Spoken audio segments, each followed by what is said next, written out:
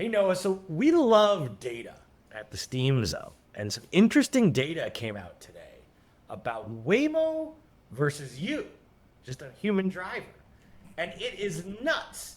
It is insane how much better Waymo is than actual drivers. And this data is consistent across a number of metrics, like whether measuring number of injuries, crashes, airbag deployments, motorcycles, cyclists, pedestrian hitting. So it's better if you're in the car and it's better if you're out of the car. This has me pumped about the future and kind of got me thinking like, let's switch all to Waymo right now and let's just end human driving. What about you? Yeah, I think it kind of begs the question, man, is the jury still out on driverless cars? And it looks like the answer is no. The jury is in. These things are safe. They're certainly safer than humans.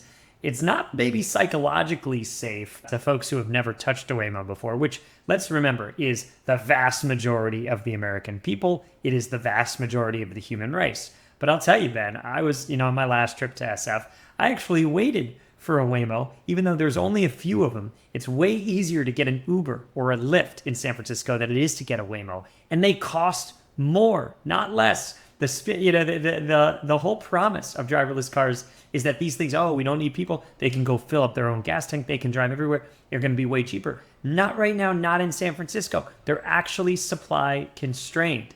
It's so. With all that said, Ben, it is exciting, and the experience when you do get in is delightful. If you're an antisocial introvert like me, you don't have to speak to another human. The smells are closer to a Westin lobby than the typical multifaceted odors that you might encounter in somebody else's car. The music is your choice from a number of cool, calm, soothing jazz experiences. The rider experience is really, really solid.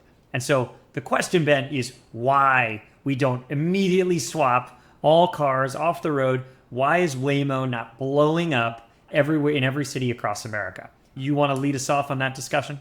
Yeah, some of it I think is, and I'll let you dive into the supply side part, but some of it is just like NIMBYism, right? Good old-fashioned NIMBYism, right? We're doing a pilot now of Waymo New York, right? We have evidence from San Francisco. We have evidence from Austin. I think it's in Phoenix. I mean, there is just like a ton of evidence. And what does New York do to slow this down, to stop progress? Well, they're putting a safety driver in each car during the pilot. So like, Ben, you're a native New Yorker. You know New York is not San Francisco. It is just crazy. We know the interest groups that have stopped progress again and again are going to try and, right, this is going to shake things up. That doesn't mean as we transition to the future economy that we shouldn't take care of the people that aren't benefiting from these things. We absolutely have to do that. I think that's actually part of capitalism and growth, is making sure that everyone gets brought along. Otherwise, you wind up discouraging innovation like this. And so some of people's fears around this is because they are worried that they are going to be left behind.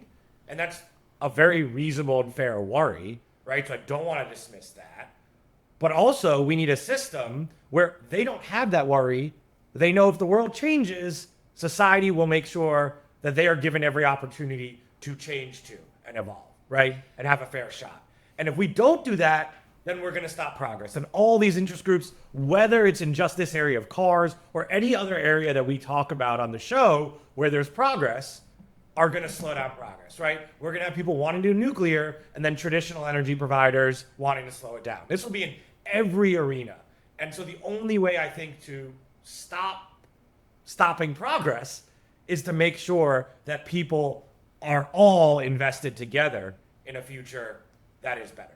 Yeah, so let's talk about that, because it is not a nothing concern, right? Like the number one reason, and I think the number one reason that people are maybe against driverless cars, it's a little bit of the safety thing. It's really the jobs thing. And what does that picture look like? Today, Ben, transportation is about 7% of U.S. GDP. It's nearly $2 trillion a year. 16.2 million, this is a couple years old, 16.2 million Americans were employed in transportation and related industries. 30% of all civilian jobs have a component of driving to them. So 1 in 3, basically 1 in 3 Americans has to drive for work.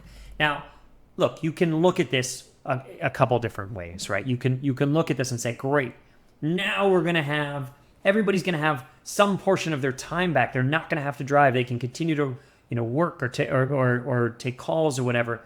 That's for the information workers.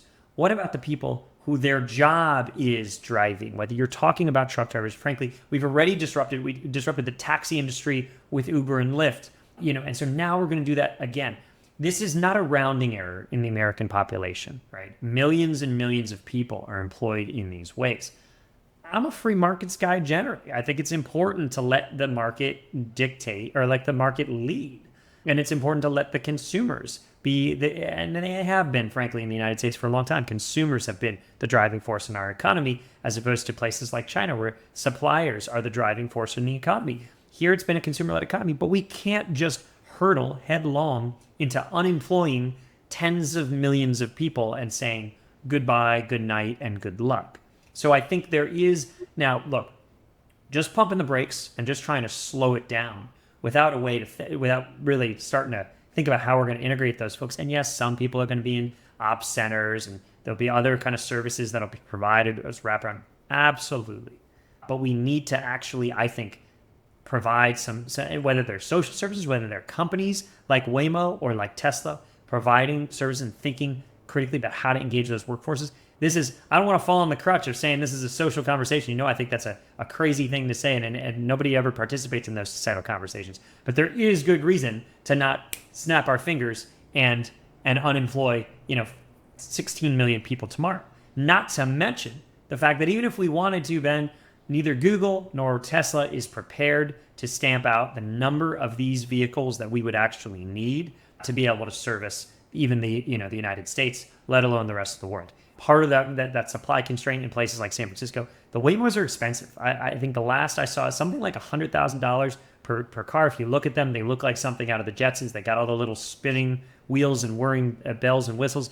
The robo-taxi, Elon famously says no LiDAR, none of this other stuff. We're just going to be video, just like the humans just drive with their eyes. So you've got that. We'll see. We'll actually talk about maybe the direction that goes and why I think it's an advantage for Tesla in the long run. But in the short term, we couldn't roll them out even if we wanted to. So where does this leave us? Yeah, I think this is like everything when there's housing with the NIMBY divide. To me, it's the same thing, which is YIMBYs are never saying actually how the NIMBYs portray us, which is like, oh, you're just going to build a skyscraper to the sky. Nothing's going to stop you. It's like, no, but we need to switch the conversation from no to how can we do this, right? Details, of course, matter, but we need partners in getting there. We don't need naysayers. And so this is going to happen, right? It's just not going to happen, right? We know this is going to happen. You can slow it down. You can grind the gears of progress forward if you want to be anti-technology, but this is just going to happen, right? We saw the same thing with the taxi commissions and Uber. Like, you'd have to be blind to think we're not all going to be in these cars.